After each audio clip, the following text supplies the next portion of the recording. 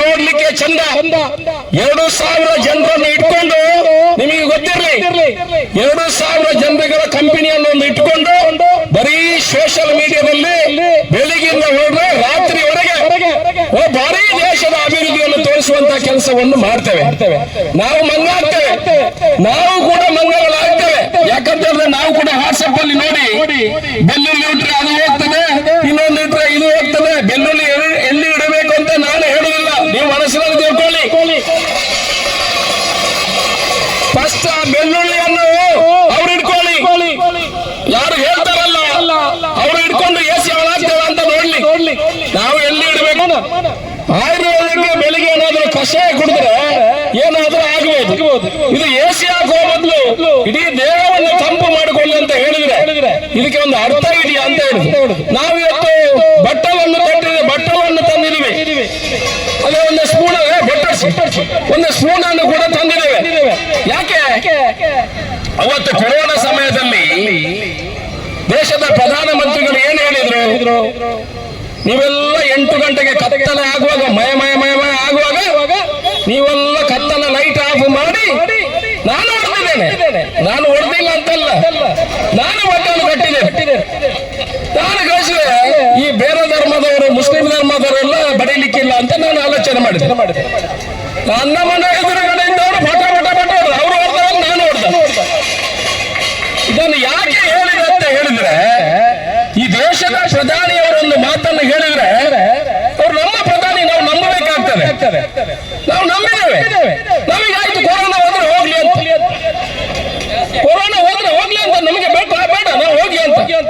ಈಗಲೂ ಅವರೇ ಹೇಳಿಕೊಟ್ಟದ್ದನ್ನು, ನಮ್ಮ ದೇಶದ ಪರಿಸ್ಥಿತಿ ಈ ರೀತಿ ಆಗಿದೆ ಅಂತ ಅವರು ಹೇಳಿದಾರಲ್ಲ, ಈ ಪರಿಸ್ಥಿತಿ ಅವರೇ ಹೇಳಿಕೊಟ್ಟದ್ದು. ಈ ಪರಿಸ್ಥಿತಿ ಹೋಗ್ಲಿ ಅಂತ ನಾವು ಯುದ್ಧ ಬಟ್ಟಲು ಮಾಡಿ, ಬೇರೆ ಹೇಳಿಲ್ಲ. ಈ ಬಟ್ಟಲು ಬಡಿಯುವ ಪ್ರಕ್ರಿಯೆ ಪುತ್ತೂರಿಂದ ಆರಂಭ ಆಗಿ ಇಡೀ ದೇಶದ ಜನರು ಮುಂದಿನ ದಿವಸದಲ್ಲಿ ಬಟ್ಟಲು ಬಡಿಯುವಂತ ಕೆಲಸಗಳಾಗ್ತದೆ. ಒಂದೇ ಸಮಯಕ್ಕೆ ಬೇಡ, ಒಂದೇ ಸಮಯ ಒಂದು ದಿವಸ ಫಿಕ್ಸ್ ಮಾಡಿ 7 ಗಂಟೆಗೆ ಬಡೀರಿ ಅಂತ ನಾನು ಹೇಳೋದಿಲ್ಲ. ನಿಮಗೆ ಇದ್ದ ಸಮಯದಲ್ಲಿ ನಿಮ್ಮ ತಾಲೂಕುಗಳಲ್ಲಿ ಬಟ್ಟಲು ದಟ್ಟಗೊಂಡು ಬಡಿ, ಹೋಗ್ಲಿ. ದೇಶ ಅಂದಾಗ ನಾವೆಲ್ಲ ದೇಶವರೇ, ನಾವು ಹೇಗಿರ್ಬೋದು? ನಿಮ್ಮ ಕೈಯಲ್ಲಿ ಈ ದೇಶ ಇದೆ ಅಲ್ವಾ? ನಿಮ್ಮ ಕೈಯಲ್ಲಿ ಈ ದೇಶ ಇದೆ ಅಲ್ವಾ? ಪರಿಸ್ಥಿತಿ ಹೇಗಿದೆ ಅಂತ ಹೇಳಿ. ನಾವು ಕೂಡ ಟ್ಯಾಕ್ಸ್ ಕಟ್ಟುವರು, ನಾವು ಕೂಡ ಟ್ಯಾಕ್ಸ್ ಕಟ್ತೇವೆ. ನಾವೇನು ಬಾಯಲ್ಲಿ ಮಾತ್ರ ಮಾತಾಡೋದಲ್ಲ. ಈ ದೇಶದ ಪ್ರಜೆಗಳು ಕಾಂಗ್ರೆಸ್ ಬಿಜೆಪಿಯವರು ಎಲ್ಲ ಬಿಜೆಪಿಯವರು ಮಾತ್ರ ಟ್ಯಾಕ್ಸ್ ಕಟ್ಟುವುದಲ್ಲ, ಕಾಂಗ್ರೆಸ್ನವರು ಟ್ಯಾಕ್ಸ್ ಕಟ್ಟುವವರಿದ್ದಾರೆ. ನಮ್ಮ ದುಡ್ಡು ಎಲ್ಲಿ ಹೋಗ್ತದೆ? ಆ ದುಡ್ಡಿನ ವಿಚಾರವನ್ನು ನಮಗೆ ಹೇಳುವಂತಹ ಕೆಲಸವನ್ನು ನೀವು ಮಾಡಬೇಕು ಅಂತ ನಾವು ವಿನಂತಿಯನ್ನು ಮಾಡ್ಕೊಳ್ತೇನೆ. ಈ ದೇಶದ ಮೇಲೆ ಪ್ರೀತಿ ನಮಗೂ ಕೂಡ ಇದೆ. ಇದನ್ನು ದೇಶ ಇಲ್ಲದೆ ನಾವು ಬದುಕಲಿಕ್ಕೆ ಸಾಧ್ಯ ಇಲ್ಲ. ಎಲ್ಲರೂ ನಮ್ಮ ದೇಶ ನಮ್ಮ ಭಾರತ ಮಾತೆ ಅಂತ ನಮ್ಮ ತಾಯಿ, ಆ ಭಾವನೆ ನಮಗಿದೆ. ಆ ಭಾರತ ಮಾತೆಗೆ ತೊಂದರೆ ಆಗೋದು ಬೇಡ. ನಾವು ಬಟ್ಟಲು ಮಾಡಿ ಆ ಶನಿಯನ್ನು ವಾಪಸ್ ಕಳಿಸುವ ಮುಖ್ಯ ಪ್ರಧಾನಮಂತ್ರಿಗಳು ನೀವೇ ಕಳಿಸಿದ ಬಟ್ಟಲನ್ನು ಮುಖಾಂತರ ನೀವು ಹೇಳಿದ ಶನಿಗಳು ಹೋಗ್ಲಿ ಅಂತ ನಾವು ಬಟ್ಟಲು ಬಡಿಯುವಂತ ಕೆಲಸವನ್ನು ಮಾಡ್ತೇವೆ. ನಾನು ಒಂದೇ ಒಂದು ವಿಚಾರವನ್ನು ಉಲ್ಲೇಖ ಮಾಡಲಿಕ್ಕೆ ಇಷ್ಟಪಡ್ತೇನೆ. ಇವರು ಏನು ನಮ್ಮ 5 ಗ್ಯಾರಂಟಿಗಳ ಬಗ್ಗೆನೂ ಕೂಡ ಹೇಳ್ತಾರೆ. ಗ್ಯಾರಂಟಿಯನ್ನು ಕೊಟ್ಟು ಇಡೀ ರಾಜ್ಯವನ್ನು ಕರ್ನಾಟಕ ಸರ್ಕಾರ ಹಾಳು ಮಾಡಿತು ಅಂತ. ಈಗ ಅವರು ಏನ್ ಮಾಡಿದ್ರು ಸ್ವಾಮಿ? ಎಲ್ಲ ಅವರೇ ಮಾಡಿದ್ರು. ಗ್ಯಾಸ್ ರೇಟ್ ಇಂದ ಜಾಸ್ತಿ ಆಗುವಾಗ ಒಂದೊಂದು ಕಮರ್ಷಿಯಲ್ ಸಿಲಿಂಡರ್ಗೆ 1,581 ರೂಪಾಯಿ ಜಾಸ್ತಿ ಆಗಿದೆ. ನಮ್ಮ ಡೊಮೆಸ್ಟಿಕ್ ಸಿಲಿಂಡರ್ಗೆ ಸುಮಾರು 102 ರೂಪಾಯಿ ಜಾಸ್ತಿ ಆಗಿದೆ. ಪೆಟ್ರೋಲ್ಗೆ 5 ರೂಪಾಯಿ ಜಾಸ್ತಿ ಆಗಿದೆ. ಯಾರು ಜನ ಮಾತಾಡುದಿಲ್ಲ. ಹೋಟೆಲ್ ಅವರೊಮ್ಮೆ ಹೇಳ್ತಾರೆ, ರಿಕ್ಷಾದವರೊಮ್ಮೆ ಹೇಳ್ತಾರೆ, ಎಂಕ್ಲಕ್ಕೆ ಜಾಸ್ತಿ ಆತಂತ ನಾವು ಸುಮ್ಮನೆ ಇರ್ತೇವೆ. ಇದೇ ಪರಿಸ್ಥಿತಿಯಲ್ಲಿ ಎಲ್ಲಾದ್ರೂ ಕೇಂದ್ರದಲ್ಲಿ ಕಾಂಗ್ರೆಸ್ ಸರ್ಕಾರ ಇರ್ತಾ ಇದ್ರೆ, ಬಿಜೆಪಿ ಒಪೋಸಿಷನ್ ಅಲ್ಲಿ ಇರ್ತಾ ಇದ್ರೆ, ಗಲ್ಲಿಗೆ ಹೋಗಿ ಸಿಲಿಂಡರ್ ಹಿಡ್ಕೊಂಡು ಮಹಿಳೆಯರು ಮಾಹಿತಿ ಹಿಡ್ಕೊಂಡು ಅವರು ಪ್ರತಿಭಟನೆ ಮಾಡ್ತಾ ಇದ್ರು. ನಾವು ಆ ರೀತಿ ಮಾಡುದಿಲ್ಲ. ನಾವು ಬಿಜೆಪಿ ಅವರಿಗೆ ಸಂದೇಶ ಕೊಡ್ತೇವೆ, ನಾವು ಈ ದೇಶದ ಯುದ್ಧ ಪರಿಸ್ಥಿತಿಯಲ್ಲಿರುವಾಗ ನಮಗೆ ಜ್ಞಾನ ಇದೆ. ನಾವು ಭಾರತ ದೇಶದ ಪ್ರಜೆಗಳು, ನಾವು ಅದನ್ನು ಮಾಡುವಂತಹ ಕೆಲಸವನ್ನು ಮಾಡುವುದಿಲ್ಲ. ಆದ್ರೆ ಯುದ್ಧ ಪರಿಸ್ಥಿತಿಯನ್ನು ನಾವು ಎದುರಿಸುವಂತ ನಮ್ಗೆ ತಾಕತ್ತು ಬೇಕಲ್ಲ. ಇನ್ನು ಯುದ್ಧ ಜಾಸ್ತಿ ಆಯ್ತು, ಹಾಗಾದ್ರೆ ಎಲ್ಲಿ ಸಿಗುದಿಲ್ಲ. ಗ್ಯಾಸ್ ದುಡ್ಡು ಕೊಟ್ಟರೆ ಸಿಗುದಿಲ್ಲ. ಬೇರೆ ದೇಶಗಳಲ್ಲಿ, ರಷ್ಯಾದಲ್ಲಿ ಸಿಗುದಿಲ್ಲ. ಸಿಂಗಾಪುರ್ ಇಷ್ಟು ದೊಡ್ಡ ದೇಶರು, ಅವರು ಕುಡಿಯುವ ನೀರನ್ನು ಕೂಡ ಅವರ ಬೇರೆ ದೇಶದಿಂದ ತರುವುದು. 6 ತಿಂಗಳು 1 ವರ್ಷ ಯುದ್ಧ ಆದ್ರೂ ಅವ್ರಿಗೆ ಏನು ತೊಂದರೆ ಇಲ್ಲ. ನಮ್ಮಲ್ಲಿ ಎಲ್ಲೋ ಕೊಲ್ಲಿಯಲ್ಲಿ ಯುದ್ಧ ಆದ್ರೆ ನಮ್ಮ ಗ್ಯಾಸ್ ಹೋಗ್ತದೆ ಅಂತ ಹೇಳಿದ್ರೆ ಈ ದೇಶದ ಗ್ಯಾಸ್ ಹೇಗಿರಬಹುದು ಸ್ವಾಮಿ? ನಮ್ಮ ಕೇಂದ್ರದಲ್ಲಿ ಬಿಜೆಪಿ ಸರ್ಕಾರ ಬರುವಾಗ ಅದಾನಿ ಅವರು ಎಲ್ಲಿದ್ರು, ಈಗ ಎಲ್ಲಿದ್ದಾರೆ? ಇದು ಇಡೀ ದೇಶದ ಜನರಿಗೆ ಕೇಳುವಂತ ಪ್ರಶ್ನೆ. ಆಗ್ಲಿ ಉದ್ಯಮ ಮಾಡುವಕ್ಕೆ ನಮ್ದು ಏನ್ ತೊಂದರೆ ಇಲ್ಲ. ಅವರ ಕೆಪಾಸಿಟಿ ಮಾಡ್ತಾರೆ, ತಗೊಳ್ತಾರೆ. ಯಾಕೆ ಕೆಪಾಸಿಟಿ ಇದ್ದಾರೆ ಮಾಡಬಹುದು. ಆದ್ರೆ ಇಡೀ ದೇಶದ ಆರ್ಥಿಕ ಪರಿಸ್ಥಿತಿಯನ್ನು 3 ಜನರ ಕೈಯಲ್ಲಿ ಕೊಟ್ರೆ, ಎಲ್ಲಾದ್ರೂ ವ್ಯತ್ಯಾಸಗಳಾದ್ರೆ ಇಡೀ ದೇಶದ ಆರ್ಥಿಕ ಪರಿಸ್ಥಿತಿ ಅಡಮೇಲೆ ಮೇಲೆ ಕೆಳಗೆ ಆಗುವಂತಹ ಸಂದೇಹ ಮುಂದಿನ ದಿನಗಳಲ್ಲಿ ಆಗುವಂತಹ ಪರಿಸ್ಥಿತಿ ನಿರ್ಮಾಣ ಆಗ್ತದೆ. ಇದನ್ನು ಸರಿಯಾಗಿ ಅವರು ಅರ್ಥ ಮಾಡ್ಕೊಳ್ಬೇಕು. ನಮ್ಮ ಫೈನಾನ್ಸ್ ಮಿನಿಸ್ಟರ್ ಇದ್ದಾರೆ ಮೇಡಮ್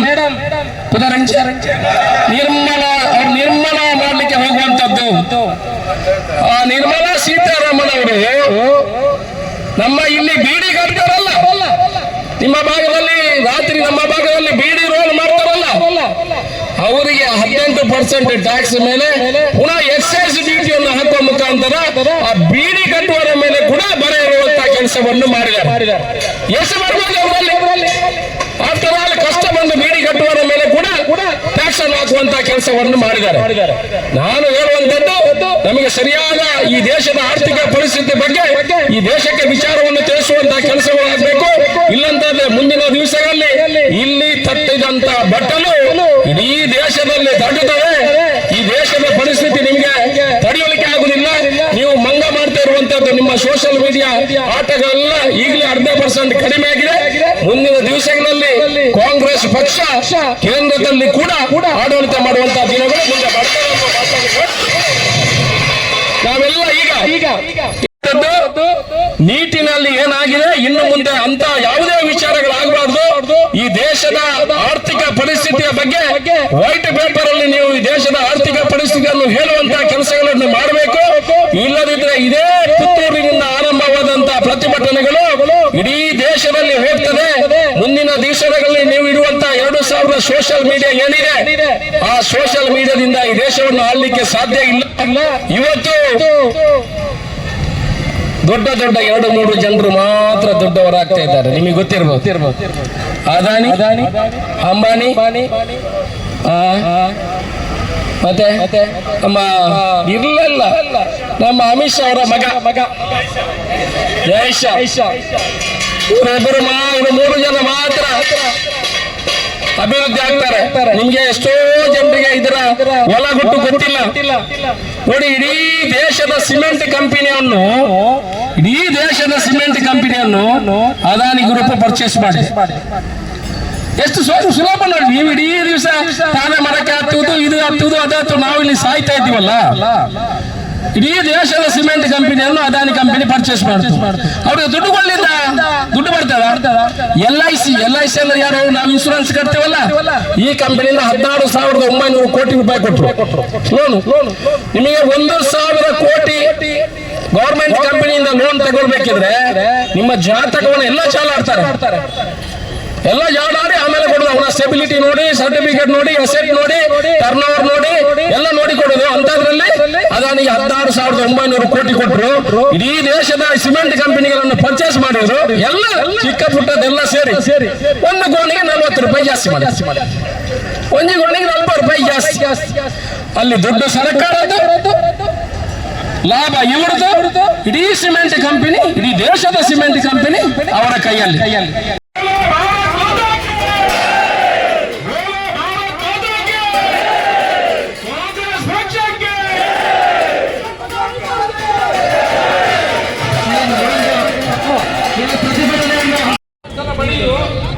ಆಮೇಲೆ ಜೋರಾಗಿ 2 ನಿಮಿಷ ಬರೋದು. ಮತ್ತು ನಮ್ಮ